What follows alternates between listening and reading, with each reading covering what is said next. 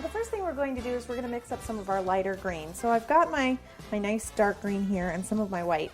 And the reason I'm mixing my color this way instead of, you know, when I was doing it at the time was if you're trying to make a lighter color that's complementary or the same hue of a color that you're already working with for a cake, this is really the best way to do it. Take some white, take the original color you're working with and add it gradually to the white until you get the shade that you really want.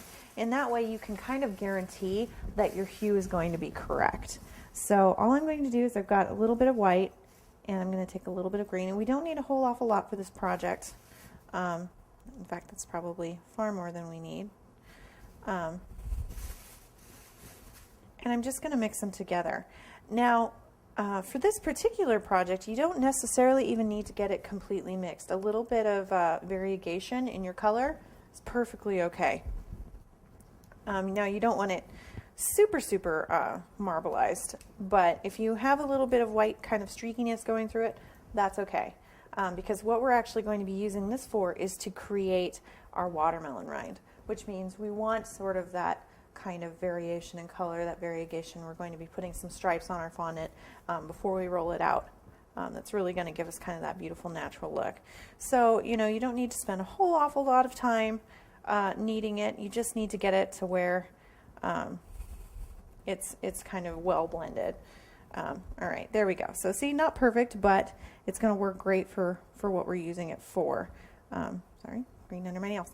All right, and as you can see, what's great is that it's a lot lighter, but it's still the same hue of green as our original dark green.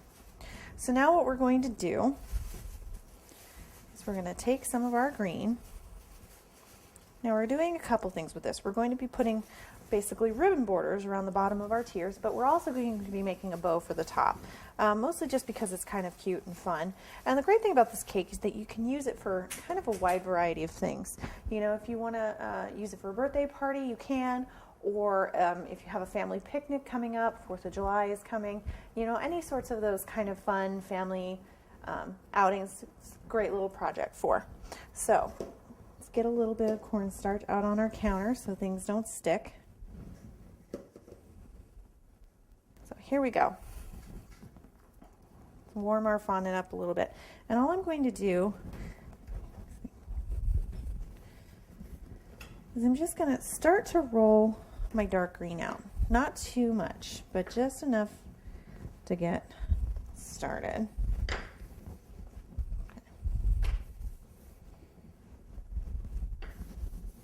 Okay. And now what I'm going to do is I'm going to take that lighter green that we mixed up, and I'm just going to kind of roll it out.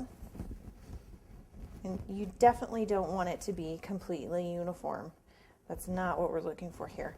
You want some of it to be thicker, some of it to be thinner, but I'm just going to kind of roll it out into kind of like a long snake. And kind of pull it and twist it. And you see how I'm not making a very uniform shape or size. That's because that's not really what we're going for here. And all I'm going to do is I'm just going to kind of lay it down and press it. Now, if you're not getting a good adherence, if your fondant's just too dry, you can always put a very small amount of water, not too much.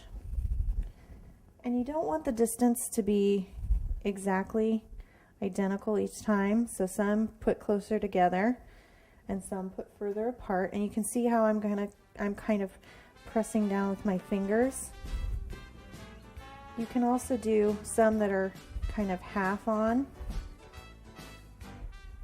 We're not looking for complete uniformity here. It's one of the fun parts of this project.